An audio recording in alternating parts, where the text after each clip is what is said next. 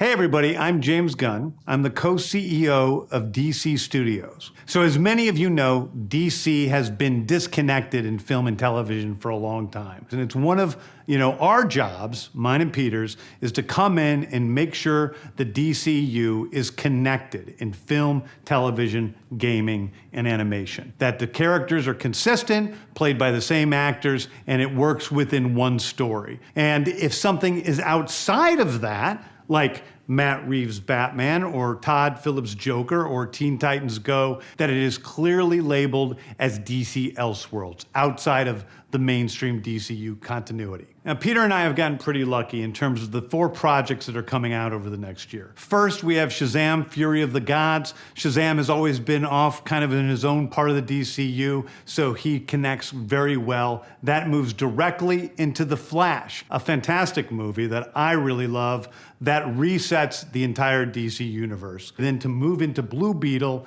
a fantastic film about a kid who's a marvelous part of the DCU, and then into Aquaman 2, which leads directly into our next few projects, which I'm going to tell you about now. So, Peter and I, along with a group of very talented writers, have started to map out an 8 to 10 year plan of what DC Studios will be in film, television, and gaming. This first chapter is called Gods and Monsters. Now this, what I'm about to tell you, is a part of the first chapter. It's not the entire first chapter. The first project is Creature Commandos. Creature Commandos is an animated series. I've written all the episodes. Something we're gonna do that's a little bit different at DC is we're gonna have characters move into animation, out of animation, usually having the same actor play their voice as who plays them in live action. The next project up is Waller. This is a story of Amanda Waller, played by Viola Davis. Viola Davis is going to team up with members of Team Peacemaker, and this is a story that's been created by Crystal Henry, who did Watchmen, and Jeremy Carver, who created the Doom Patrol. It is a fantastic story that's out of this world, and I can't wait for people to see it. Okay, next up is the big one, the true beginning of the DCU. This is called Superman Legacy. This is being written by me. I'm in the middle of it. I'm having a great time doing it.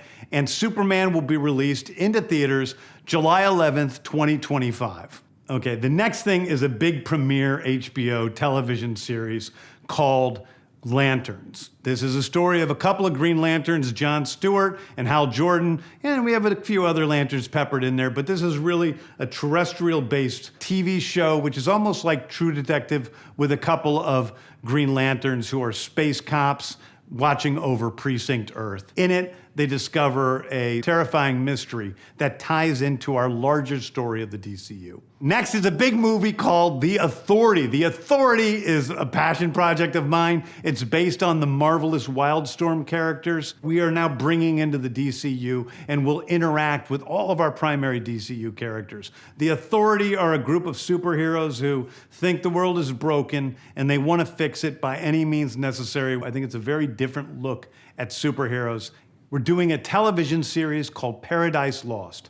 Paradise Lost is the story of Paradise Island, usually known as Themyscira, which is the birthplace of Wonder Woman. It's almost like Game of Thrones with Westeros, but with all of the inhabitants of Paradise Island. The introduction of the DCU's Batman is The Brave and the Bold. The Brave and the Bold is the story of Batman and his actual son, Damian Wayne. This is based on Grant Morrison's great comic book run. Damian Wayne is my favorite Robin. He's a little assassin who Batman tries to get in line, and so this is the story of the two of them and the beginning of sort of the Bat family in the DCU.